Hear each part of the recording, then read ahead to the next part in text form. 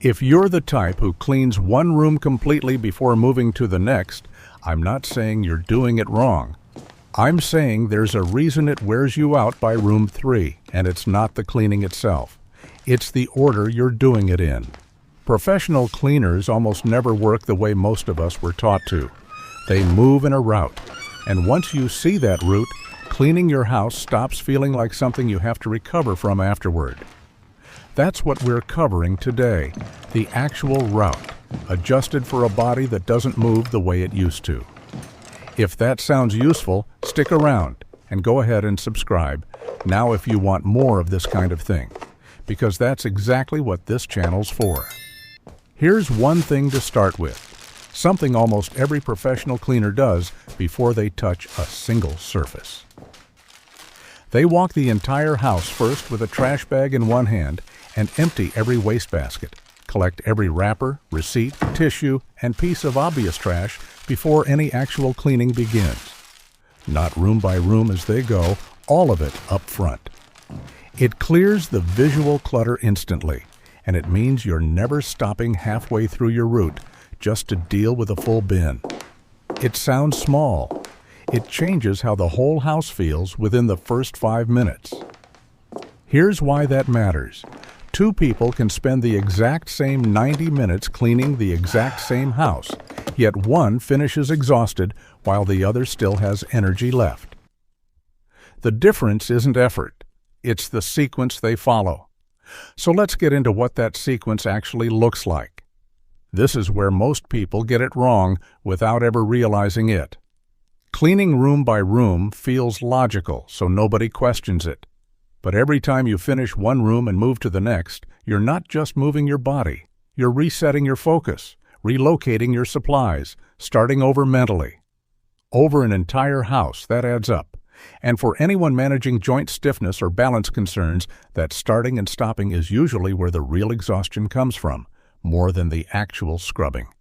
Professionals move in one continuous direction, top to bottom in each room, and room to room without doubling back. You work from the highest surfaces down to the floor, then exit toward the next room in the route instead of walking back through where you've already cleaned. Walking the same path twice is where most of the physical toll happens, and it's one of the easiest things to eliminate once you actually see it happening. For us, the adjustment is simple. Before you clean anything, walk the route once with nothing in your hands. Just walk it. Notice where you'd naturally end up backtracking. That 30-second walkthrough saves more energy than almost anything else in this video, because now you know your path before your body has to commit to it. Right after the trash sweep, and right before any wiping happens, there's one more pass most people skip entirely, and it's the one that actually makes the wiping fast instead of slow. Every surface you're about to clean has 2 layers on it. There's the actual dirt and grime, and then there's just stuff sitting there, mail, remote controls, a coffee mug, a stack of folded laundry that hasn't made it upstairs yet. If you clean around those objects, you're not really cleaning the surface, you're cleaning the shape of whatever's sitting on it, and you'll be back doing the same spot again in a week. So before you wipe anything, clear it first. Not put away necessarily, that's a bigger job for another day. Just clear it off the surface and onto one collecting spot, a basket or a tray you carry with you, the way you're already carrying your cleaning supplies. Wipe the now empty surface, then decide what goes back and what doesn't. This is where a lot of the decluttering side of this channel actually overlaps with the cleaning side, because a surface that's genuinely clear takes 1/3 of the time to wipe, and it stays looking clean for days longer, since there's less sitting on it to attract dust in the first place. And this is where things start to change, because the next part is about what you're carrying, not where you're walking.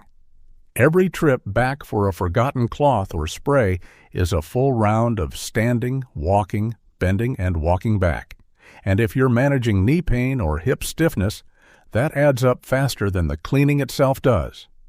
The fix is what cleaners call the caddy principle. You carry everything you'll need for the entire route in one container before you start. Not what you need for one room, what you need for the whole house. A plastic bucket or a basket from the dollar store works fine. All-purpose spray, a couple of microfiber cloths, a duster, whatever you reach for most. You carry it with you, room to room, and you never walk back for anything. If standing for long stretches is hard, a rolling cart is genuinely useful too, not as a gadget, as a real accommodation.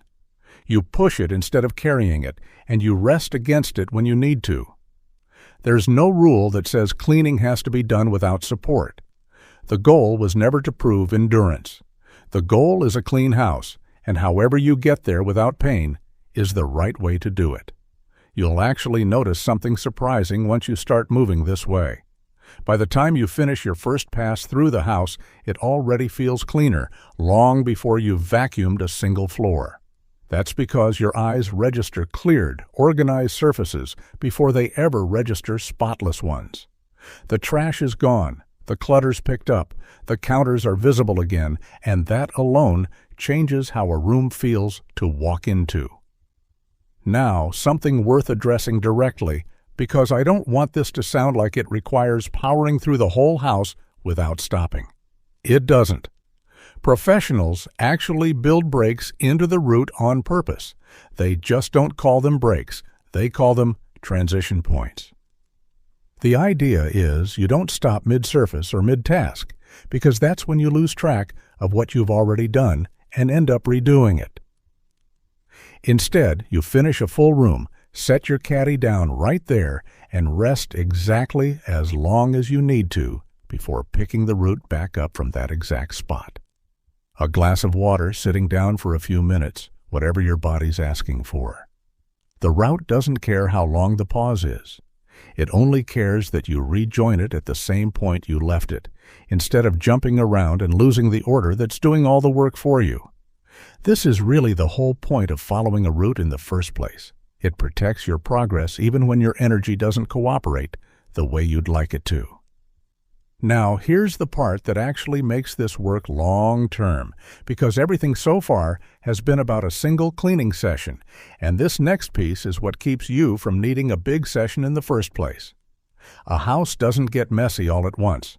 It gets messy in small additions, a little bit every day, until the weekend arrives and you're facing 3 hours of catch-up. The habit that prevents this is a short daily reset, and here's exactly what that looks like. 5 minutes in the kitchen, wiping counters and clearing the sink. 5 minutes putting stray items back where they actually belong, the mail, the shoes by the door, whatever's drifted out of place.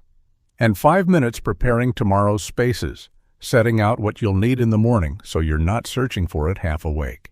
15 minutes total, same time each day, usually the evening. This isn't deep cleaning, it's maintenance, and those are two different jobs. If you've been doing the big weekend deep clean, hours on your feet trying to catch everything up at once, I'd genuinely like to know how that's been working for you.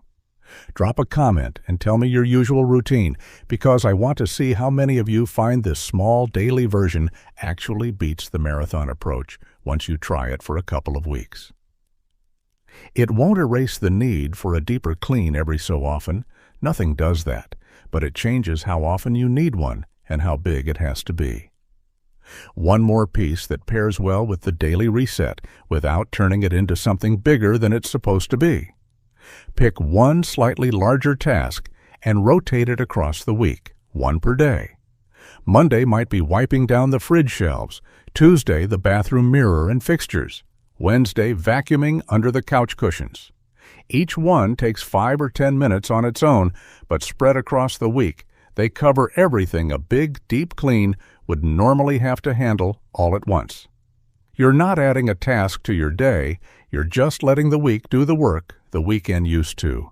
Once the daily reset is handling the small stuff, the kitchen and bathroom are usually the only places still asking for real effort, and that's exactly where the next piece comes in.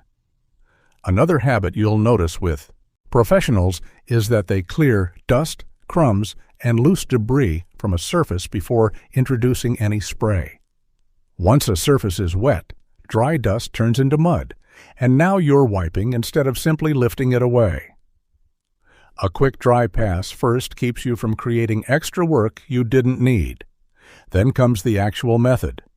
Most people spray a surface and immediately start scrubbing, which is working against the product. Cleaning sprays are designed to break down grime chemically, and that takes a little time to happen. Scrub the second you spray, and you're doing the chemical's job with your arm instead of letting the product do it for you. The two-pass method means you spray every surface in the room first: kitchen counters, stovetop, bathroom sink, tub, all of it, then walk away for a few minutes. Go start something else in the route. By the time you come back for pass 2, the grime has already loosened on its own, and what used to take real scrubbing now takes a light wipe.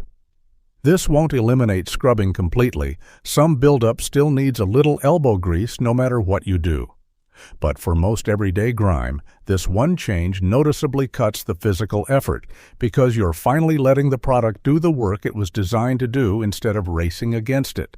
And this last part might matter more than everything else combined, even though it has nothing to do with technique. There's a version of clean that only exists in magazines and staged photos, where every surface is perfect and nothing is out of place. That version isn't realistic for anyone, and chasing it is what turns cleaning into something dreaded instead of something manageable. I want to be clear about something here, because this tends to get misunderstood. Stopping at maintained isn't about lowering your standards. It's about recognizing that a magazine perfect house is a standard nobody actually lives up to, including the professionals whose entire job is maintenance, not perfection. A maintained home still looks cared for. It still feels clean when someone walks in the door. The only thing you're cutting is the part where you exhaust yourself chasing a version of clean that was never realistic to begin with. That's the entire system. Trash first. Clear the surfaces before you wipe them. Plan your route. Carry your supplies with you. Rest at transition points, not mid-task. Maintain the house for 15 minutes a day, and let one bigger task rotate through the week instead of piling up. Clean dry before wet. Let your products work before you scrub. Then stop when the house feels maintained instead of chasing perfection. Cleaning was never supposed to leave you needing the rest of the afternoon just to recover from it. A well-kept home isn't built by working harder. It's built by removing the work that never needed to be there in the first place. That's really the whole difference between how most of us were taught to clean and how it actually gets done well. If you try this route this week, I'd genuinely like to know how it goes. Tell me in the comments which stage you're starting with tonight, the trash sweep, the caddy, or the reset. And if this kind of practical system is what you're here for, subscribing means you'll catch the next one as soon as it's up.